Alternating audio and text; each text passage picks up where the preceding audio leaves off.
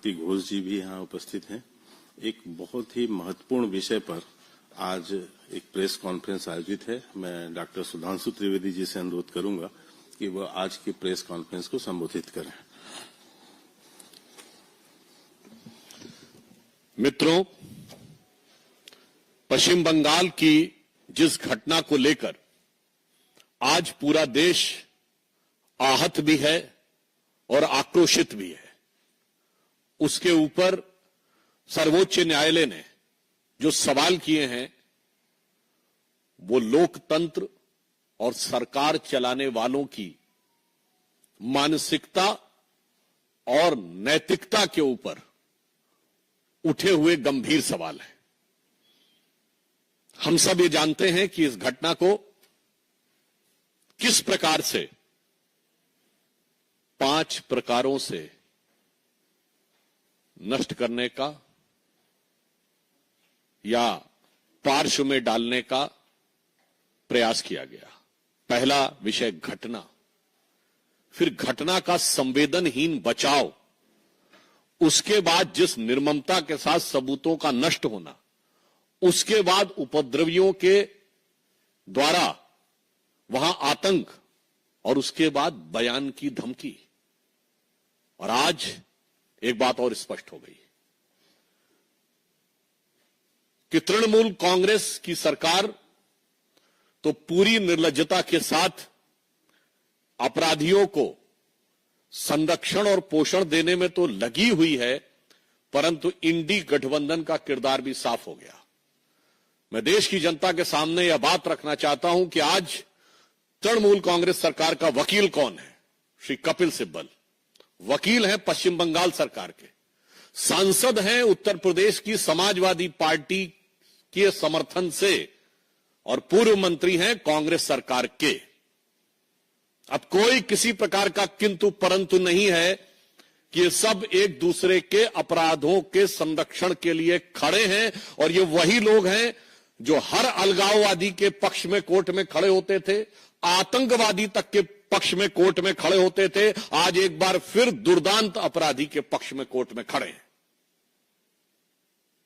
तो मुझे नहीं लगता है कि अब इस पे बचाव की कोई गुंजाइश ममता बनर्जी जी के पास तो है ही नहीं, ना अखिलेश यादव जी से भी मैं सवाल पूछता हूं और राहुल गांधी जी और सोनिया गांधी जी से भी। क्यों? आप ही के वो वकील हैं ना, तो आज जाके उसका बचाव कर रहे हैं। इससे बहुत साफ है कि इनके मन में किस प्रकार की संवेदनहीनता है। दूसरा पक्ष, सबूतों को नष्ट करने के बहुत गंभीर विषय आए। न्यायालय ने इस विषय के ऊपर बहुत सारे सवाल खड़े किए हैं, परंतु 2 विषय आज न्यायालय ने जिस प्रकार केंद्रीय सुरक्षा बलों को उस कॉलेज की सुरक्षा देने का निर्णय लिया है, इससे बहुत साफ हो जाता है कि पश्चिम बंगाल की सरकार और कोलकाता पुलिस की जो नैतिक आधार था वो स्वतः ध्वस्त हो गया। दूसरा जो एक नया पक्ष प्रकाश में आया है कि पीड़िता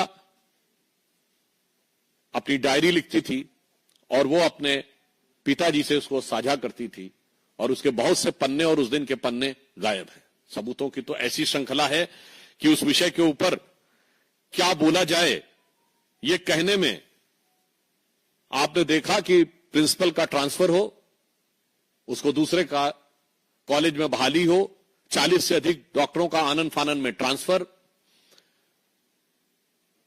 पीड़िता के शव को सौंपने के कई घंटे बाद एफआईआर, समय से पहले उसे जला देना, डायरेक्टर से पूछताछ न करना और उससे अधिक गंभीर बात, जो प्रश्न पूछ रहा है उसके ऊपर कार्रवाई हो रही है। मैं एक नैतिक सवाल भी पूछना चाहता हूं कि सोशल मीडिया या वक्तव्य में यदि कोई भी व्यक्ति बयान दे देगा, सर्वोच्च न्यायालय ने इसका भी संज्ञान लिया है, तो जिस प्रकार से कार्रवाई आवश्यकता थी कि कठोर कार्रवाई यह सरकार करती उन लोगों के विरुद्ध जिन्होंने यह कार्य किया था, उल्टे कार्रवाई उन पर हो रही है जो कि इंसाफ की मांग उठा रहे हैं। चाहे 23 वर्षीय पॉलिटेक्निक की छात्रा सागनिका लाहा ने इस घटना को लेकर सरकार पर हमला किया तो गिरफ्तार, उसको गिरफ्तार करने की कार्रवाई कर दी गई। भवानीपुर में एक छात्रा ने यह विषय को उठाया तो पश्चिम बंगाल सरकार ने उसे गिरफ्तार कर लिया, 18 वर्षीय छात्रा कीर्ति शर्मा को। पीड़िता के माता पिता ने भी बयान दिया। और तो और तृणमूल कांग्रेस के शांतनु सेन ने कॉलेज के खिलाफ बोला तो ऐसी जानकारी आई कि उन्हें प्रवक्ता पद से हटा दिया गया। और तो और स्वयं उनके सांसद सुखेंदु शेखर ने जब यह प्रश्न उठाया तो उनसे पुलिस जवाब तलब करने लगी। हमारे सांसद से कर रही है, वो तो उनकी प्रवृत्ति हमेशा से पता है, पर आप सोचिए कि अपने सांसद और अपने नेताओं पर भी कार्रवाई कर रही है। एक बहुत बड़ा सवाल उठता है।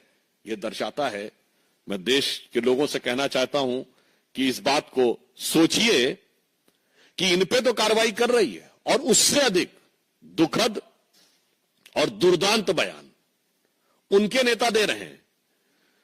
यदि उनके मंत्री उदयन गुहा ये बोलते हैं कि ममता जी की तरफ जो उंगली उठेगी तो वो उंगली तोड़ दी जाएगी, तो कोई ऐसा बयान देता है कि जो पीड़ित और आहत डॉक्टर हैं वो अपने गर्लफ्रेंड और बॉयफ्रेंड के साथ घूमने के लिए वहां बैठे हैं, तो उनके एक सांसद अरूप चक्रवर्ती इस ढंग का बयान देते हैं कि परिणाम भुगतना पड़ेगा।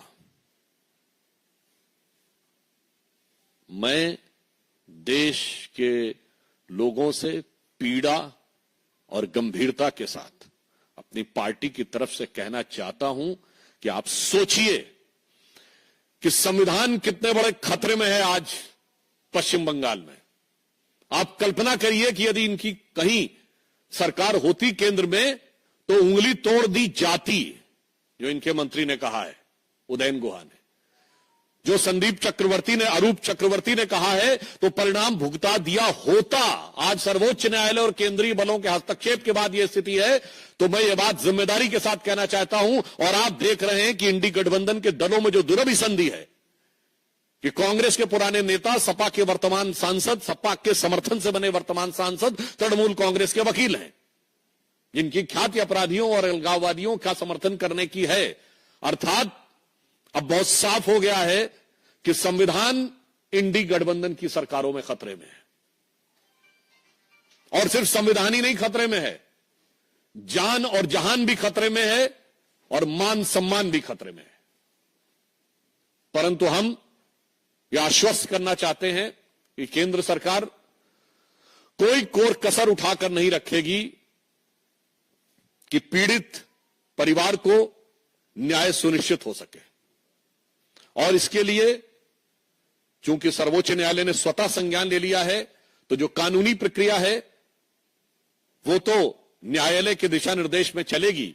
उसमें जो भी सक्रिय, सकारात्मक और त्वरित सहयोग, means assertive, active and fast contribution which will be required on the part of the government, they will provide. और पूरे देश भर में चिकित्सकों के मन में जिस प्रकार का आक्रोश और वेदना है, हम उसके साथ हैं। और फिर हम साफ ये कहना चाहते हैं कि राहुल गांधी जी, ये मोहब्बत की दुकान में कैसे कैसे नफरती सामान है। आप सोचिए, उत्तर प्रदेश के कन्नौज से लेके कोलकाता तक जो कुछ हो रहा है, यदि इनकी किसी कारणवश केंद्र में सरकार होती तो दृश्य कितना खौफनाक होता। तो मैं उन लोगों से के प्रति संवेदना व्यक्त करते हुए पीड़ित परिवारों की तरफ से कहना चाहूंगा, ममता बनर्जी जी की सरकार को, जिसने निर्ममता की समस्त सीमाएं पार कर दी हैं, कि फिर उन निराश नयनों को जिनके आंसू सूखे हैं, देखो उन निराश नयनों को जिनके आंसू सूखे हैं, जो न्याय हेतु अभी तक पथ देखते हुए रूखे हैं। धन्यवाद।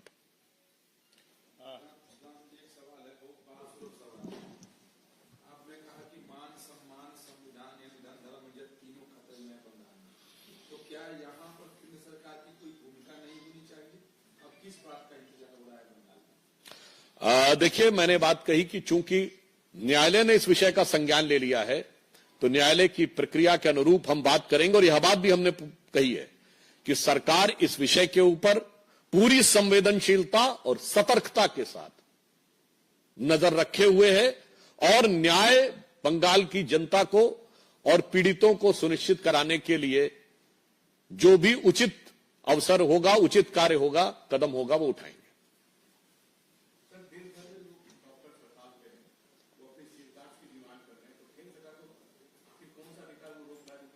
केंद्र सरकार ने केंद्रीय जो अस्पताल हैं उनमें सुरक्षा बलों की 25% तैनाती बढ़ा दी है। और आपने देखा कि इस विषय पे भी अब चूंकि न्यायालय ने निर्णय ले लिया है कि central paramilitary forces RG hospital में रहेंगे। और यहां पर महोदय मैं एक और बात कहना चाहूंगा, सुरक्षा सिर्फ सुरक्षा बलों की उपस्थिति से नहीं, अपराधियों के हौसले पर भी निर्भर करती है।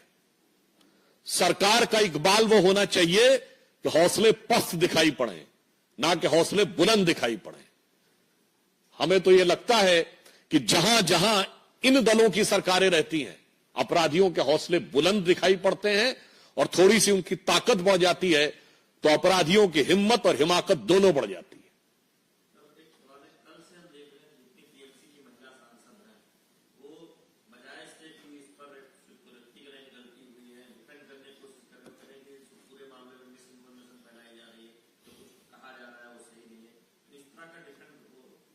मुझे लगता है कि सर्वोच्च न्यायालय के आज के टिप्पणी और सवाल के बाद भी यदि कोई व्यक्ति ये कहे कि इसमें कोई दूसरी बात है या बचाव करने का प्रयास करे, तो मुझे लगता है कि ये संवेदनहीनता और सत्ता लोलुपता में मानवीय मूल्यों को कुचलने की पराकाष्ठा है। मैं पुनः कह रहा हूं, संवेदनहीनता, इनसेंसिटिविटी और सत्ता लोलुपता में, in the lust of power, मानवीय मूल्यों को दमित करने की, to crush the human values, it is an extreme of that. हो गया? अच्छा, आमोद जी।